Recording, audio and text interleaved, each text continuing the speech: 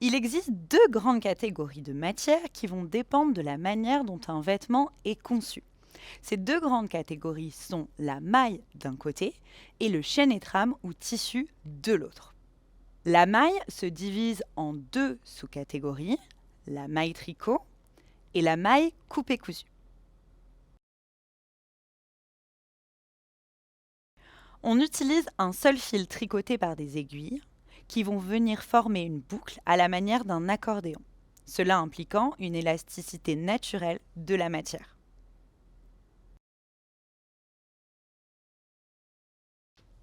Lors du processus de la maille tricot, on va directement tricoter une partie du vêtement, la manche droite, la manche gauche ou le col.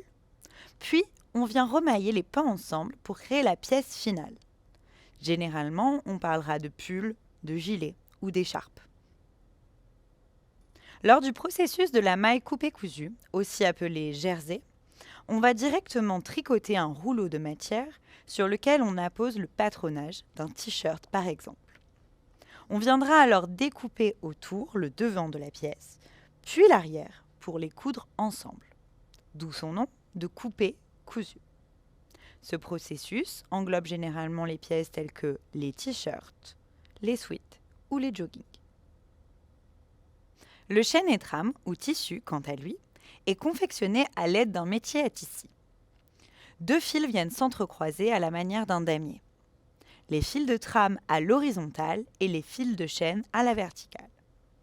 De par cet entrecroisement et à l'inverse du jersey, le tissu sera donc naturellement rigide et sans élasticité. Généralement, on pensera à des pièces telles que les manteaux, les blazers, les chemises ou les costumes.